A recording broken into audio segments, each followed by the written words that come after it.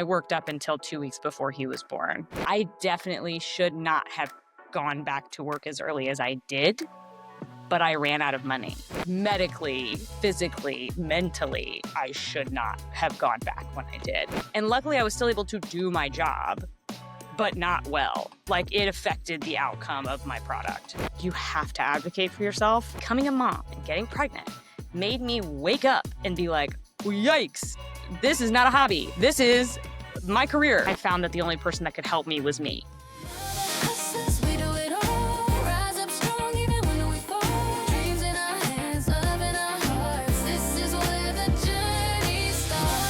Welcome to Baby Bump and Business, the podcast for creative moms growing a baby and a brand at the same time. I'm your host, B. Troford Wilson, photographer, educator, and first-time mom-to-be, sharing the real unfiltered journey of pregnancy, entrepreneurship, and everything in between. Each week, I'll be joined by a fellow creative mom to talk about the beauty, the burnout, and the balance of it all. So let's get into it. Today's guest, we have Casey, who is a photographer, business owner, spouse, teacher, and mother living in Atlanta. Her secret bio is that she is an avid romanticy reader, veggie eco-minimalist, and wants to be cosplayer. Casey, thank you so much for joining us today. Thank you for having me. So, Casey, we briefly met and we briefly had an amazing conversation about motherhood. But before we get started to that, I want to know a little bit more about your background in event photography, because we know that you're always outside, you're always on the move. So how did you get into that? So I like to call myself an entertainment photographer because basically I will do anything in entertainment. And I got into that because I have a degree and a love for performing. So I went to the Savannah College of Art and Design. I have a degree in performing arts, and I was an actor for a really long time. I had a successful film and television career. I was on stages all throughout Atlanta. And I toured. It was a lot of fun.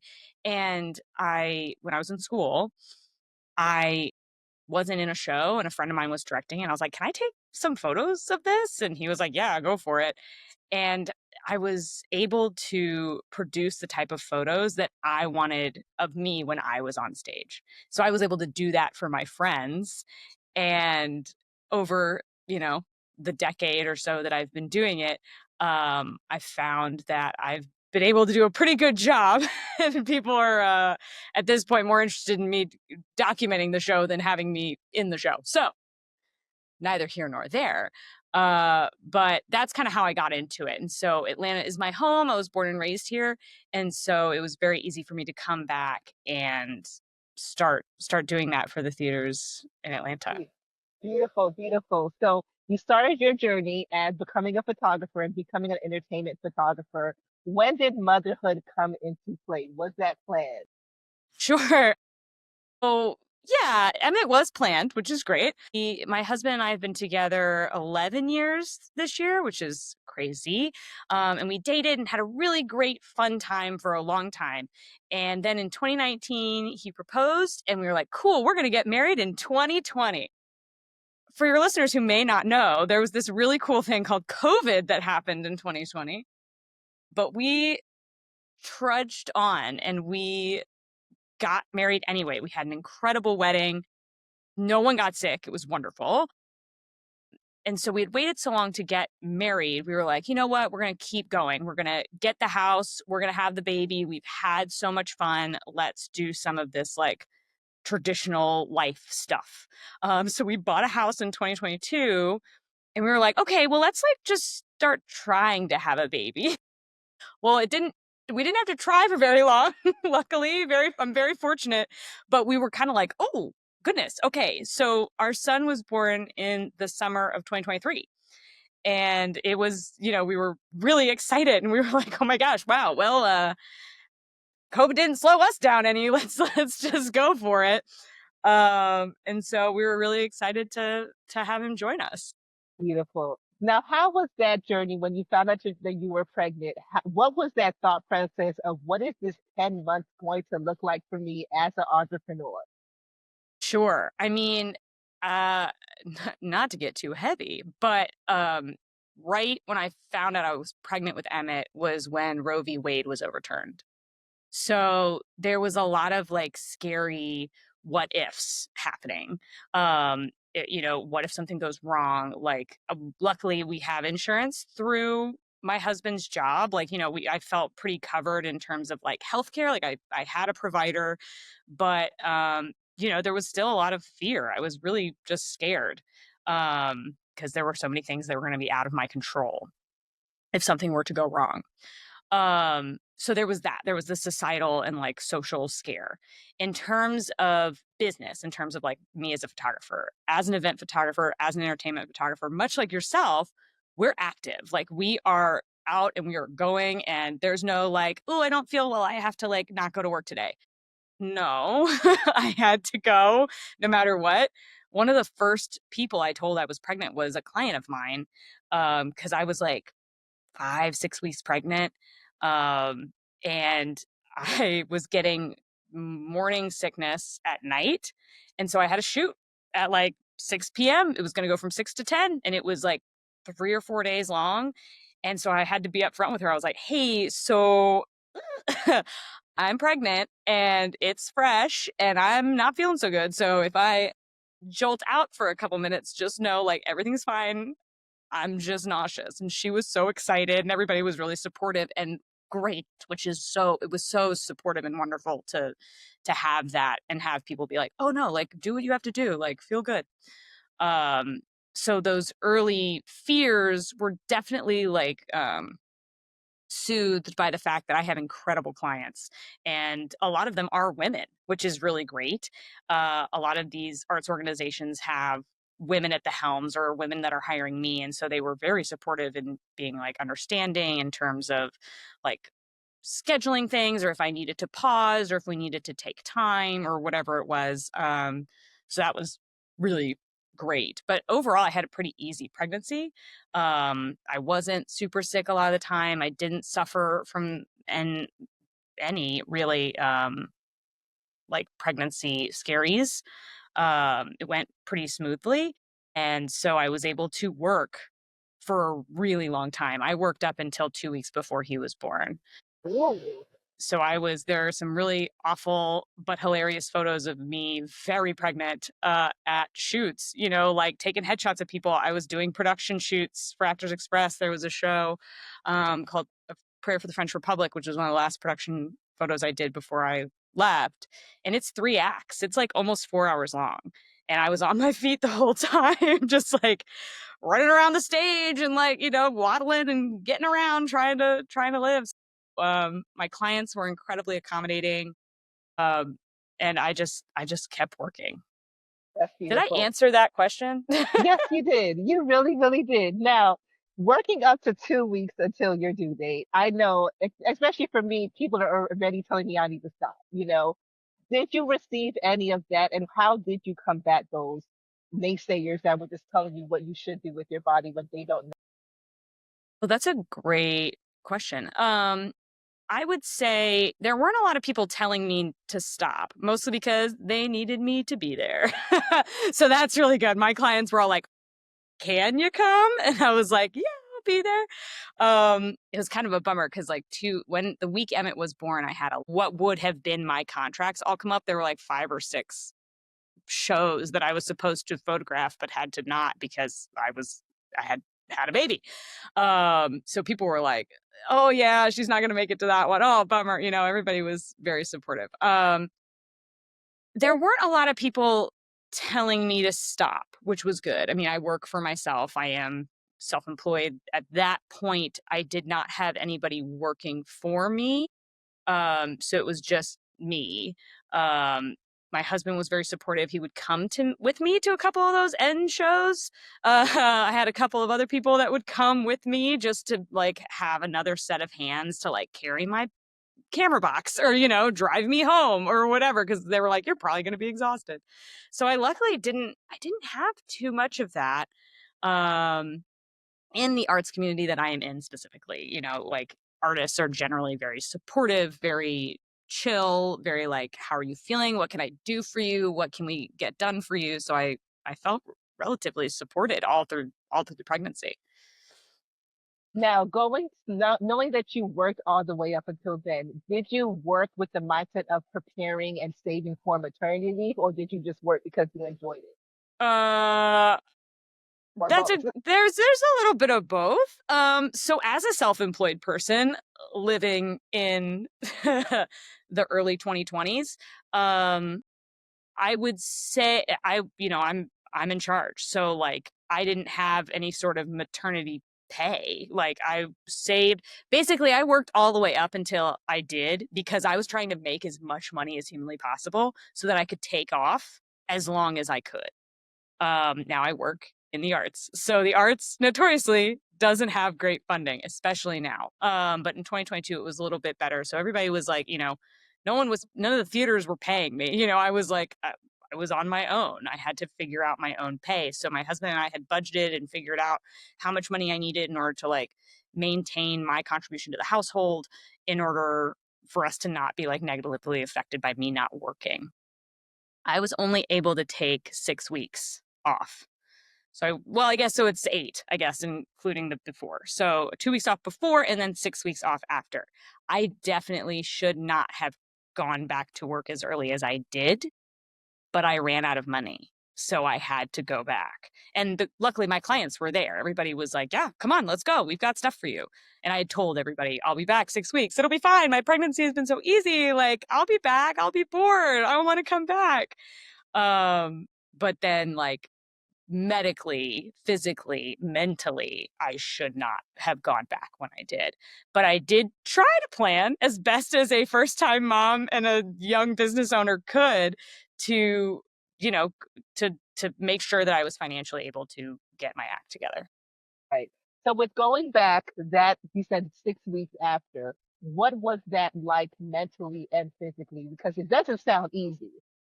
Yeah, I mean, I think everybody's experience is going to be massively different, right? I had had a really easy pregnancy. I was very active during my pregnancy, not just like as a photographer, but I did yoga. I was doing yoga on my due date. My husband was like taking videos of me because he was like, because Emmett wasn't there yet. So he was like, I was doing tree pose. I was like able to do a lot of stuff.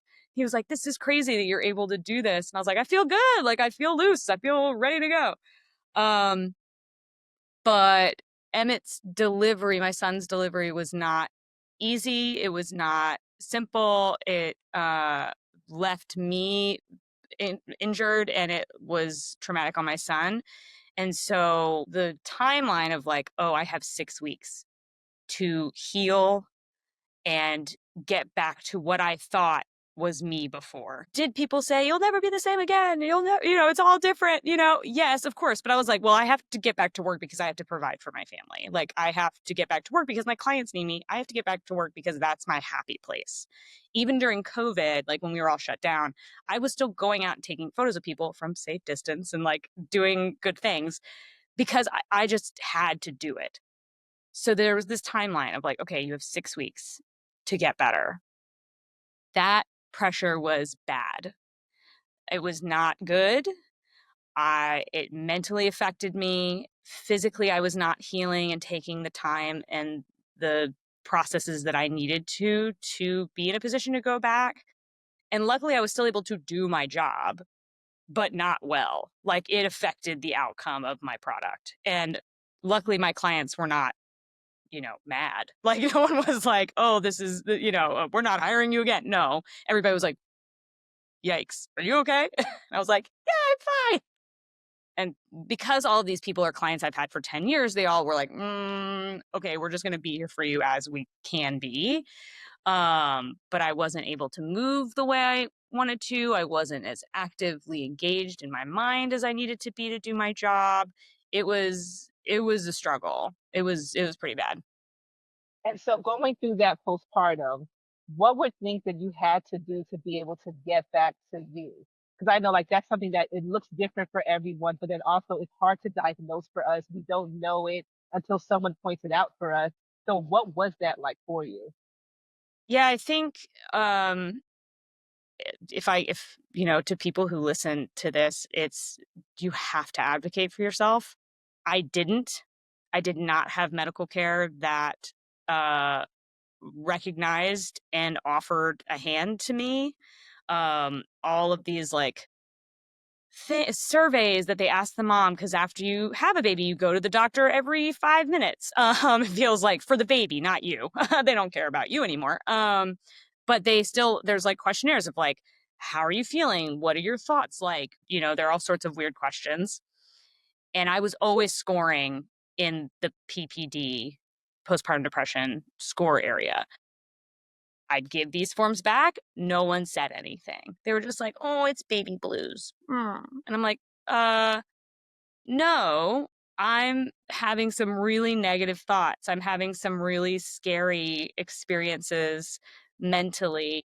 And then physically, I was not healing the way that I should have as quickly as I should have. And no one said or did anything. But I was a first time mom. I didn't know what was normal. I didn't know if this was good or not. And I felt like I needed to lie to myself and to my medical providers and my family and my friends and be like, yeah, I'm fine. Because I thought I was just this was just what it was. I was like, oh, this is just what becoming a mom is. I didn't realize that it was above and beyond. Because as a person who is in the dramatic arts, I have been possibly told that I can be dramatic, or that I feel things too much, or that I am exaggerating my experience. And so I thought that was just happening. I thought like, oh, I'm just feeling this too much. Oh, this is just what everybody experiences. It's just affecting me harder. And it wasn't until after I didn't really start feeling better until Emmett was about a year old.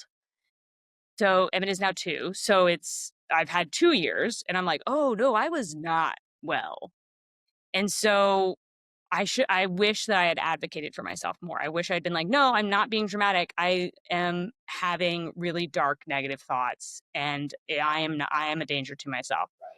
But I didn't feel comfortable to say that. So that was the rough part. So like, you're going back to your question, what did I do to kind of get back to a place where I could do my job?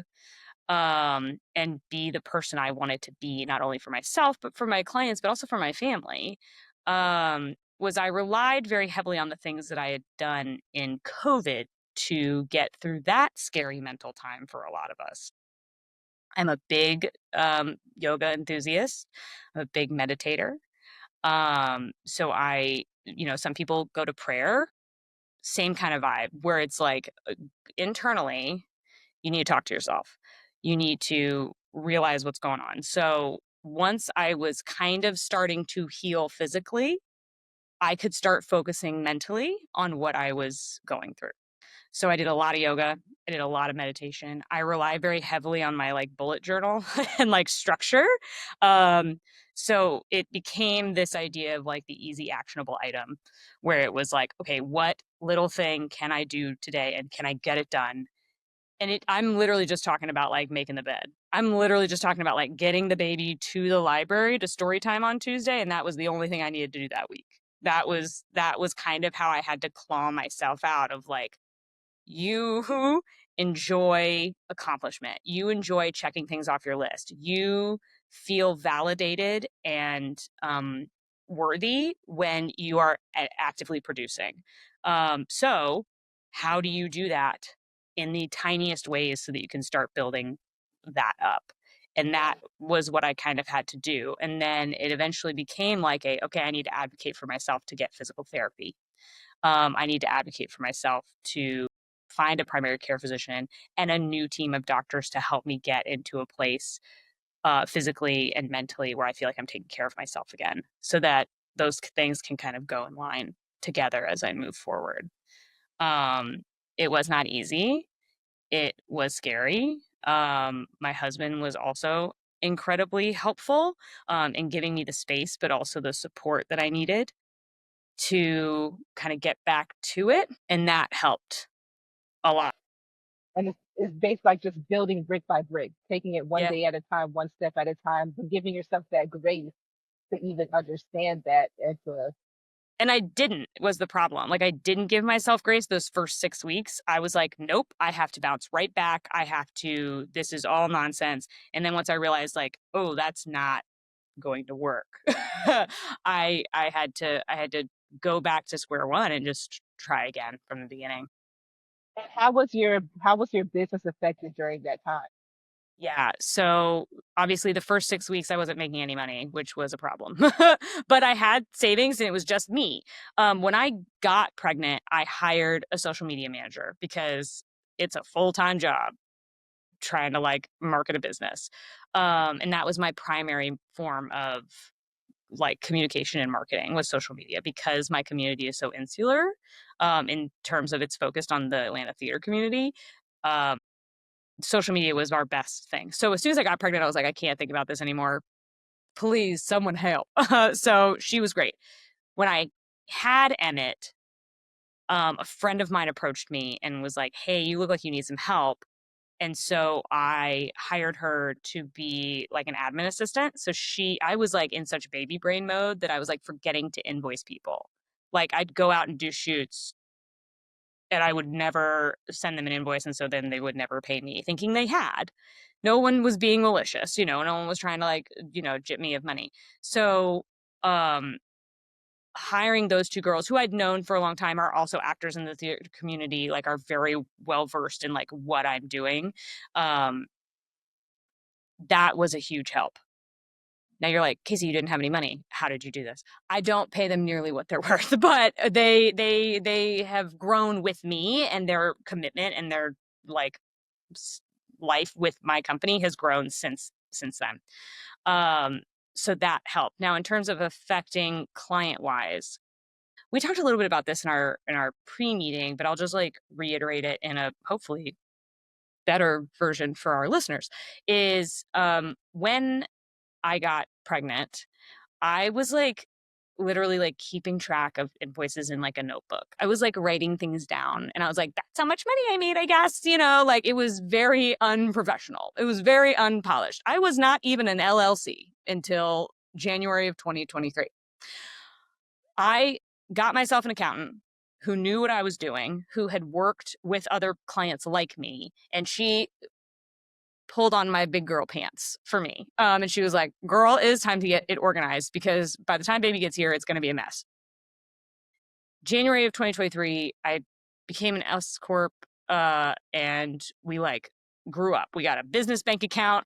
I stopped getting boned on taxes. Like we grew up so that I could pay these girls and we could get it kind of growing. So, was it bad for a while not making as much money because I wasn't able to work as much physically and also like because of the time commitment having a baby entails? Yes.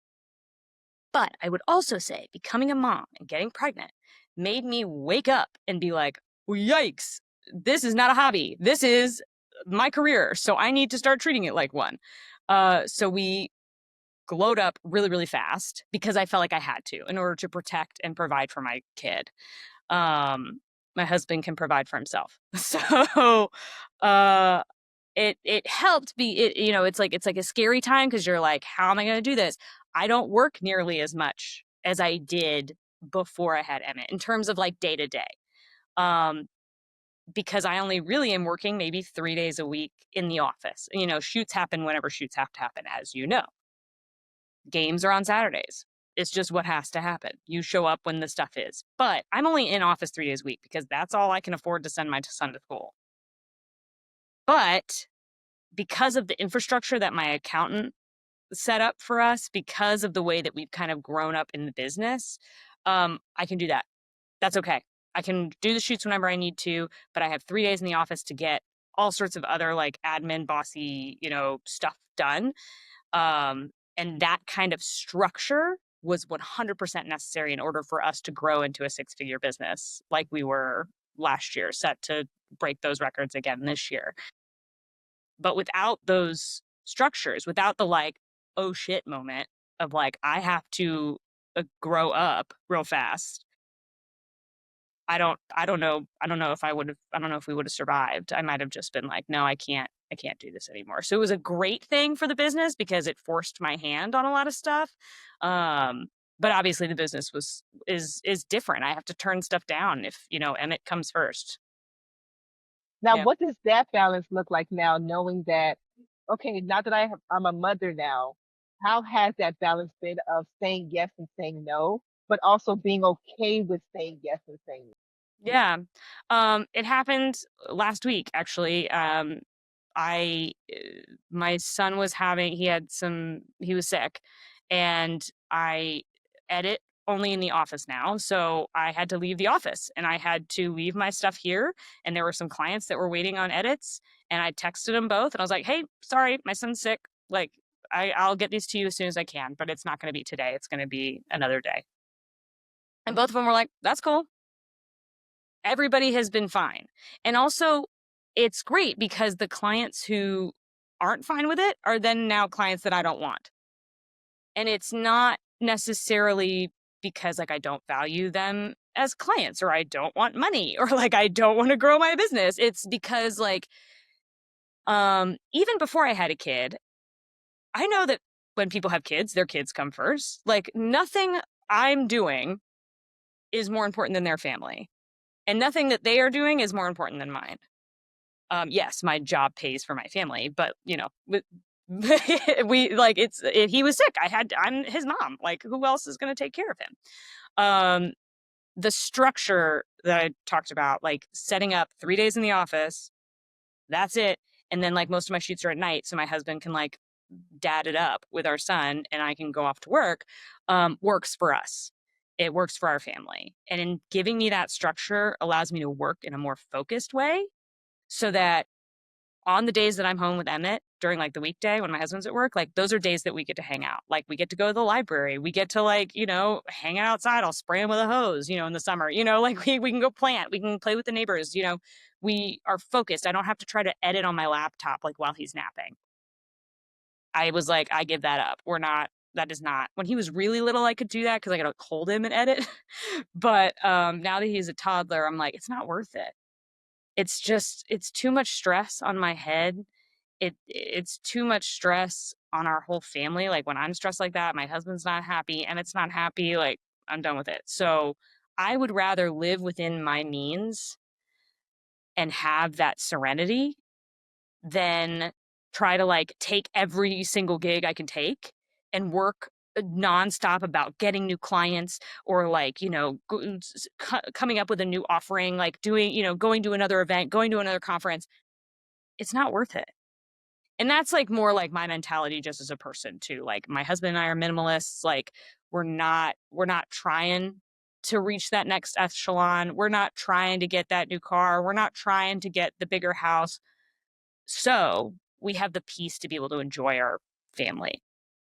These things, I mean, having a baby forced my hand in a lot of this stuff. It was like, no, and no one is mad. Like I literally thought when I was pregnant that I was going to be replaced. Like when I went out on maternity leave, like they would all just find another photographer. I'd come back to work and no one would want to hire me. I was like, I'm done. My career's over. Was not the case. So now when I say, hey, no, I'm not available, like we've got this trip planned or, my son's got this thing. He's got a doctor's appointment. It's my day with him. Sorry, can't do it. Everybody's like, oh, great. Actually, you know what? That's fine. Can we just move it to this day? Everybody has been more than willing to accommodate. And so then therefore I'm more willing to accommodate for them. Like I'm more willing to like move some stuff around in order to make it work for everybody. Everybody is just, I don't know if it's like post-COVID land. I don't know if I'm just fun or a good photographer, but like everyone has always been very willing to be like, oh yeah, like next week I'm bringing Emmett to a shoot on Tuesday. Like he's, everybody's like, oh yeah, that's fine. Let's bring him. I'm like, okay. Perfect. But I uh, think isn't that the sad thing though, where it's like our mind tells us all these negative things that it won't happen or that it can't. Even like the fear of being replaced if we don't work a certain amount of weeks, that adds so much pressure and stress on us, and we don't even realize it. And then we also don't realize that people can be accommodated. Yes, they can. And if they choose not to, that's on them. And And they that shouldn't be your seems, client, like you said. yeah. And that seems scary because, you know this yourself. Like creating a business, and especially a photography business, when everybody has a camera in their pocket, you're like, am I even valid? Like, is it even worth it? Yes, it is. And your unique eye matters. And especially if you've taken years to build not only a client base, but a skill set. And I have a pretty, you know, needle thin skill set when it comes to photography, right? I'm really good at taking pictures of theater. Um, that it pays off. And I think my kindness pays off. I think the fact that I'm willing to like come out and do weird stuff for anybody whenever, like, but people have to realize that I have a kid.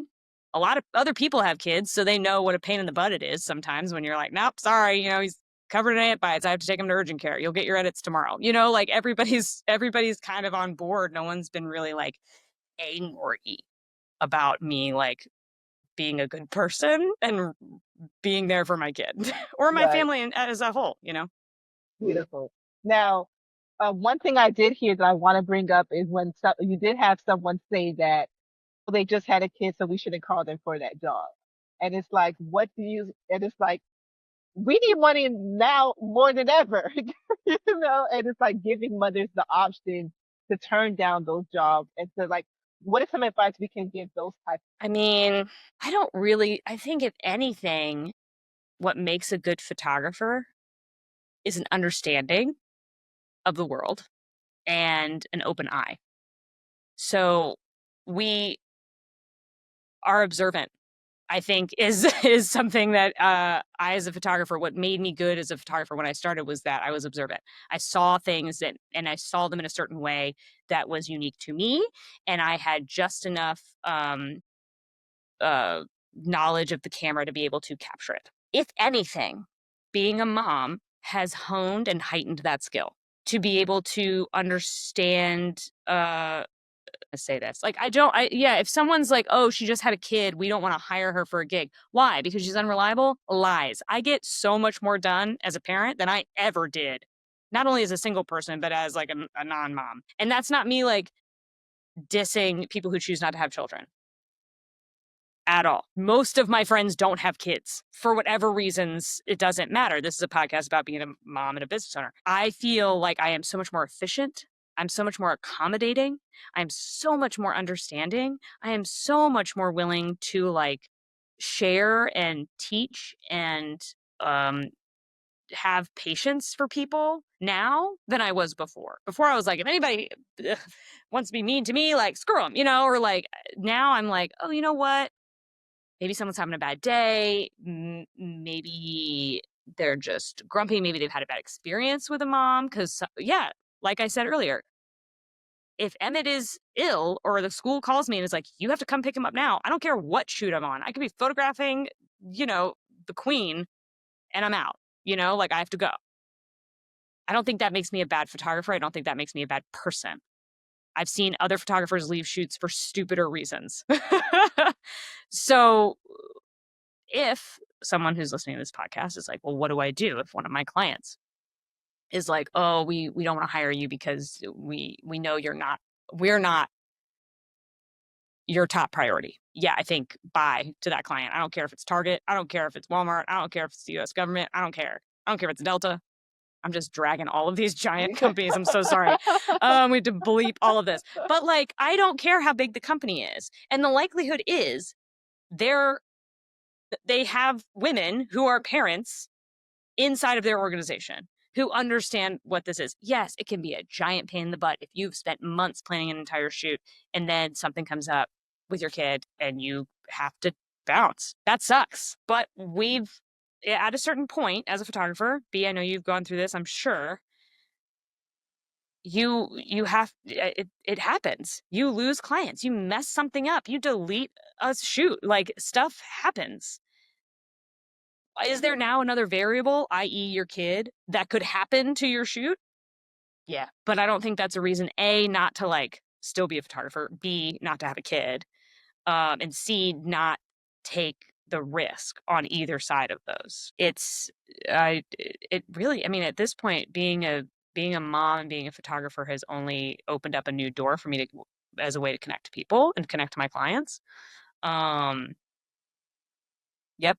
So I think you just have to be able to you have to risk it. Like at this point, if you're pregnant and listening to this podcast, or B, you're pregnant right now, too late. I don't know what to tell you. You're here now. It's coming. You don't have a choice. And I think you just have to be sure in yourself. We interact with these clients, and we have to kind of just take it on a case by case basis, right? Every single one of our clients is different and requires a different relationship. Every single one of my theaters I interact with differently. They are all my friends. They are all people I love. Every single one of my headshot clients, I'm like, yeah, each one needs a different and tailored experience. But I have not come across anyone who's been like, oh, you're a mom now? Deuces. There was one client who I think stopped hiring me because I got pregnant. The last shoot I did for them, I told them I was pregnant, and then I was never hired again. And I was like, hi. And that's okay, because other clients will come. And if they don't, then it wasn't meant to be for you anyway. And you'll find something else. You will find what you were supposed to be doing. I did not ever think I was going to be a photographer. What? I have a theater degree. I thought I was going to be on Broadway by now. No, it's a really, I'm not necessarily like a fate person. I'm not necessarily like a destiny kind of person, but I, it depends. If you really want to be a mom, which probably people who are listening to this podcast do, that should be the priority, because it takes over your life anyway. It was always going to take over your life no matter what. So let it continue to do so. But it does not mean that you have to stop what you want to do, your dream, your art, your passion. I love taking photos. It's one of my very, very favorite things. I never wanted to stop, and I haven't needed to. And nothing my son is going to do or can do is going to stop me from doing it. It'll just depend, what form that takes might change. But for now, I've made the leap. He's 2, like we got through pregnancy, we got through delivery, we got through babyhood, and we're still here. I'm still standing. We're still surviving. Right. And that's beautiful. So even for like women out there who believe that the dream has to stop now that I'm a mother now, it doesn't. For some reason, that's been planted in us, and people who we shouldn't listen to gives us that advice, like you shouldn't chase this or you shouldn't travel. Like, once you have a kid, you're not going to be traveling as much for work, are you? Why, if I've spent these years building this business, why does the business have to stop now that I'm a mother now? And why do we believe that we should put that onto women, believing that they can't do both? And I don't think that's unique to just artists. I think that's probably unique in corporate land as well. Right. But there's infrastructure there. There is HR. I don't have an HR. B, do you got an HR? Nope. No. We are HR. So like my boss, she's the worst. I.e., it's me. We have to make the policies. We have to decide. Okay, what's going to take. And like, you are responsible for keeping that kid alive. Like, that is really actually your job. But I'm also not the person who's like, and we talked a little bit about this too in our meeting before, like, motherhood changed me. Absolutely. But it is not all that I am. And for some women, it absolutely is. Like, they become moms and their lives have been flipped on their heads, and they're like, this is everything for me. This is what I need. This is what I was meant to do. And that is what a jarring experience that must be. Like, to like just be like a normal person and like have gone and gotten a job and then be like, holy heck, being a mom freaking rules. And I am so excited for them for that. That was not my experience. And that's okay. I don't regret it. I don't regret any of it, because it's made me the person that I am today. It's made me the artist I am today, because like, as artists, what we go through changes what we do. But he is not my whole life. I have a very rich and incredible and fruitful life outside of him. And it is my responsibility as his parent to show him, I really do believe this, that the breadth of life isn't just creating other life. It's to see and experience and fulfill and love and give. And I do that with my photography.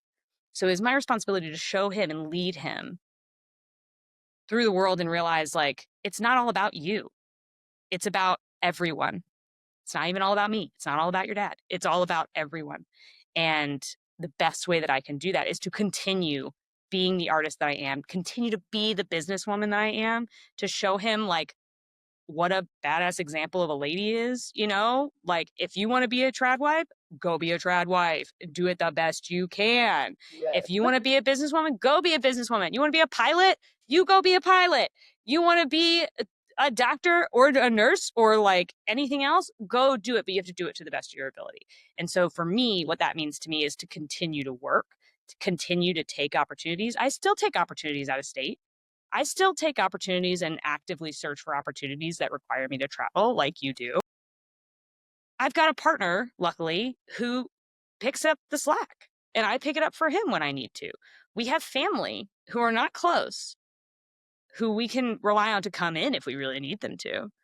But we make it work. It's my job to show him that like being a parent for me is not everything, and that's okay.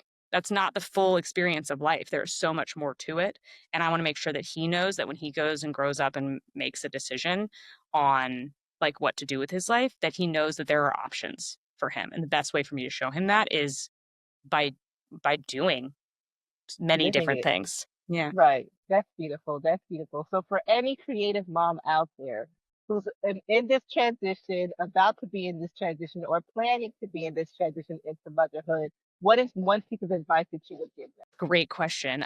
Because it's so different for everybody. When I was pregnant, a friend of mine got pregnant shortly after I did, and I was giving her this advice, and I was talking to her about my experience, and her experience was so vastly different that she and I don't actually talk anymore because we couldn't find anything to connect on. Um, she was irritated that I was in such a dark headspace when it had been such a beautiful, light filled experience for her. And I was like, I get it. I didn't handle that well. You're mad at me. That's okay. So it's like hard for me to like want to give advice because it's like I don't want anybody to like get into some sort of weird headspace about it, right? But I think the thing looking back that helped me the most, that was a piece of advice that I didn't get from the baby books that I read, was like get your systems and get your structures in place now. So that doesn't mean like know how to meal plan or like, don't change jobs if you need to, or like, have the perfect capsule wardrobe. That's not it. I want prospective moms to have a real conversation with themselves about, okay, what actually makes me happy at the end of the day? And I'm not talking about a bubble bath. I'm not talking about fluffy self care. What actually helps you get things done and feel good about yourself? Know what those things are. Because in the fog of like coming out of not only hormonal drops, but like a completely turn on its head home life, a completely turn on its head romantic life, you need to know what anchors you. So for some people, that's like a religion or some form of spirituality. If you can go into that, amazing. You know to rely on that when you are in your dark space. I, like I said, love the structure of like my my bullet journaling, my clean home, like having like a regular schedule. Those kinds of things make me happy. And I knew that before, but I didn't have a ton of those in place before Emmett came. And so I had to like kind of cobble it together and be like, what actually makes me happy? Like what actually do I need in order to survive? What do I actually need? And so being really in touch with what you want and need as a person, not some imaginary self care nonsense. I'm talking about what actually makes you happy and what actually like tickles your brain. And I'm not talking about retail therapy. I'm talking about like real life, what makes you happy. And that's how like my yoga and the meditation kind of regrounded me and brought me back to reality after and it's unfortunately like a physical thing, but a lot of people like to work out and it gives them like a good like meditative headspace. Knowing that and being able to engage with that on a regular basis and on some sort of schedule was what pulled me out and what made me happy. It wasn't, like my friends and my family were all being as supportive as they knew how to be, but I found that the only person that could help me was me. And I had to have too many conversations that I wish I had had before I got pregnant and before Emmett came, to like remind myself of that so that I could be better and get better and not necessarily like get back to who I was before, but like just to get through the experience and the part of it that's hard for everyone without maybe having it had spiraled me as far as it did. Ooh, that's beautiful. That's beautiful. Casey, thank you so much for all Hey, of this. This was amazing. Thank you so you're much for straight sharing. up lying, but that's great. I'm glad that you wanted to listen to me just prattle on. But I'm excited for you. I think it's going to be, it's such a weird, crazy, psycho experience. And I'm excited for you because and for any moms out there that are getting ready to have kids and they're working, especially in a creative field where like your brain kind of has to be on. It's a whirlwind, but it showed me how much stronger I am than I thought I was. Um, I think it's made me a more efficient creator, a more efficient creative. It's made it really clear what my priorities are, and not even just like my family is my priority over my job, but like what kind of art I want to create, and to stop asking for permission just to do what I want to make, to make what I want to make. I'm working on a personal project that I'm like, I would never have done this before and enlisted the people that I knew to enlist. But like, time's short, baby. We got stuff to make. We got things to do. Let's just do it. Life's short. His life is showing me that. He's already 2. He can talk and like eat his own food and tell me he needs stuff and play by. I'm like, what? 2 years ago, I was like bleeding out and like crying every day at 6:30, being afraid of like the nighttime, routine that was going to have to happen. So much can change in such a short amount of time. It's insane. It's absolutely insane. So Yeah. thank you for having me. Thank you for letting me talk about this complete psychotic nonsense that is becoming a mom in 2025. Listen, but these are the things that, people, it's not always just beautiful roses and gardens. But these are the stories that need to be told. These are the stories that need to be shared. And your honesty and your vulnerability, I know it's helped me, and I know it's going to help another creative mom out there. Good. I'm glad. Thank you so much, Casey, again. Yeah, absolutely. Have a great one. Bye, you too. Thanks so much for tuning into this episode of Baby Bump in Business. I hope today's conversation reminded you that you're not alone on this journey and that there's so much power in building something beautiful while becoming someone new. If you enjoyed this episode, please take a moment to rate, review, or share it with another mama or creative who needs the encouragement. Your support helps the community grow and lets more stories like ours be heard. To stay connected and get updates on new episodes and real talk from creative moms like you, be sure to follow us on Instagram at Baby Bump in Business. Until next time, keep creating, keep growing, and give yourself all the grace that you deserve.